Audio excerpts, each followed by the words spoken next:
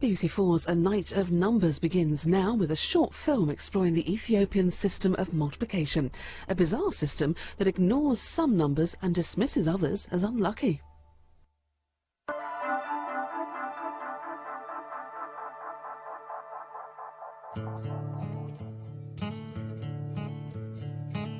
Could you imagine a world without fractions? A world where you could throw away your times tables? Well, there has been such a world here in Ethiopia, where for thousands of years merchants used a strange yet very sophisticated system of multiplication to calculate the price of goods at markets throughout the Horn of Africa and the Middle East.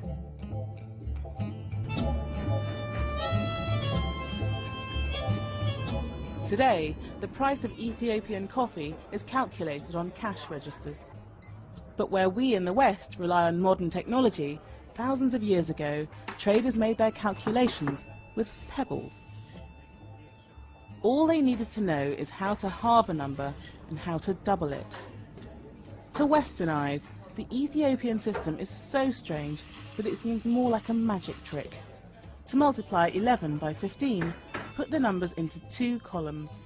Keep halving the number on the left, ignoring all fractions. 11 becomes 5, becomes 2, until you reach 1. In the other column, you double. 15 becomes 30, becomes 60, becomes 120. Whenever an even number appears in the halving column, ignore the row. Group the remaining beans in the doubling column together and count. You get 165, the perfect answer. It seems unbelievable that a system can ignore fractions, even throw away parts of the calculation and still come up with the right answer. But it works every time. Take another example. When we multiply 31 by 25 using long multiplication, we multiply 31 first by 5 and then by 20 and add the results together.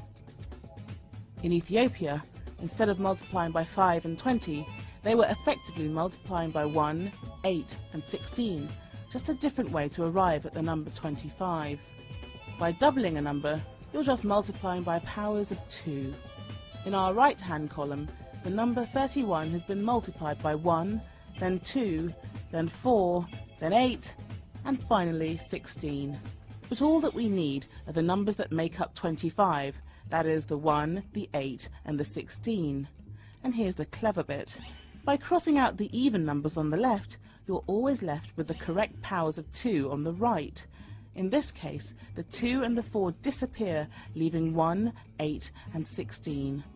By breaking the multiplication into powers of 2, the calculation has been converted into base 2 arithmetic.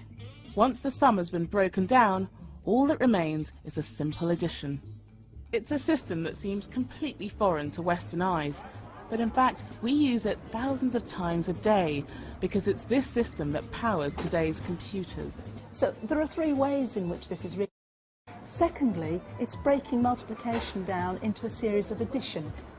And thirdly, it's breaking everything down into very simple steps. Making calculations as simple as possible was all the inventors of the Ethiopian method wanted to do. The solution they came up with is central to the way we live today. The ways they perform their calculations are almost exactly the same as the working methods of a computer. Amazingly, it seems that centuries before the invention of computers, Ethiopian traders cracked the code that lies behind the modern age. To learn more about numbers, go to the Open University's website at open2.net.